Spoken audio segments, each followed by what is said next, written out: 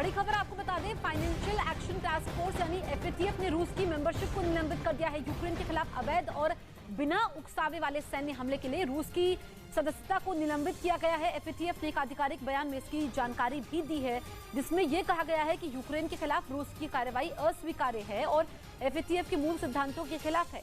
बयान में कहा गया है कि एफएटीएफ का उद्देश्य वैश्विक वित्तीय प्रणाली की सुरक्षा और अखंडता को बढ़ावा देना है। पेरिस में आयोजित एफएटीएफ अधिवेशन के बाद जारी बयान में कहा गया कि रूस के यूक्रेन पर अवैध और बिना उकसावे वाले हमले के 1 साल बाद एफएटीएफ यूक्रेन के लोगों के प्रति गहरी सहानुभूति जताता है।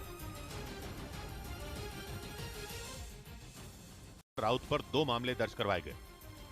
उधर बिहार में केंद्रीय गृह मंत्री अमित शाह के दौरे से पहले बिहार पुलिस ने अलर्ट जारी कर दिया। गृह मंत्री अमित शाह सुबह 11 बजे बिहार पहुंचेंगे। इसीलिए वहां गृह मंत्री अमित शाह के दौरे से पहले बिहार पुलिस ने अलर्ट जारी कर दिया। पटना और बेतिया समेत बगहा पुलिस के बड़े अधिकारियों को निर्देश दिया गया कि वहां अमित शाह के हेलीपैड के आसपास मजबूत बैरिकेडिंग की जाए। साथ ही कार्यक्रम वाली जगह तक चप्पे चप्पे पर जवानों की तैनाती की जाए।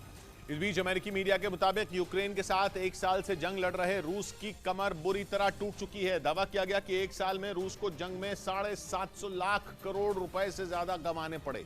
इतनी बड़ी रकम है ये, जिसके नुकसान के बारे में पुतिन ने यूक्रेन पर हमला करते वक्त सोचा भी नहीं होगा। लेकिन 1 साल में ये पैसे उनके खजाने से भाप की तरह उड़ गए। पुतिन को खबर भी नहीं लगी और उनका खजाना खाली होने की कगार पर आ गया। क्योंकि 1 साल पहले 24 फरवरी के दिन जब रूस की सेना ने यूक्रेन पर हमला बोला था तो पुतिन ये मानकर चल रहे थे कि जंग तो बस कुछ दिनों की बात है। पुतिन का ये यकीन था कि यूक्रेन को झुकाने में उनकी ताकतवर फौज को ज्यादा दिन नहीं लगेंगे। लेकिन यूक्रेन पर हमले के बाद इसका ठीक उल्टा हुआ। रूस के देखते ही देखते यूक्रेन के साथ अमेरिका और यूरोप के देश खुलकर खड़े हो गए। उनकी मदद से यूक्रेन ने पुतिन की सेना को नाकों चने चबवा दिए और कुछ ही दिनों में जंग को खत्म करने का पुतिन का सपना चकनाचूर हो गया। लेकिन एक बार हमला करने के बाद वो अपने पैर पीछे खींचते भी तो कैसे खींचते, क्योंकि अगर वो ऐसा करते तो फिर पूरी दुनिया में उनकी भद्द पिट जाती और पूरी दुनिया में रूस की सेना के सबसे शक्तिशाली होने के उनके दावे की पोल खुल जाती। कहा जा रहा है कि इसी वजह से पुतिन ने जंग जीतने के लिए अपनी पूरी ताकत झोंक दी और जंग के 1 साल होने के बाद भी वो पीछे हटने को तैयार नहीं है। लेकिन अमेरिकी मीडिया के मुताबिक इस दौरान रूस को $9 ट्रिलियन यानी भारतीय रुपयों में करीब 750 लाख करोड़ रुपए का नुकसान हो गया। इसमें एयरक्राफ्ट, टैंक, मिसाइलें सब शामिल हैं और ये पिछले साल के रूस के जीडीपी से 4 गुना ज्यादा है, भारत के जीडीपी से 2.5 गुना।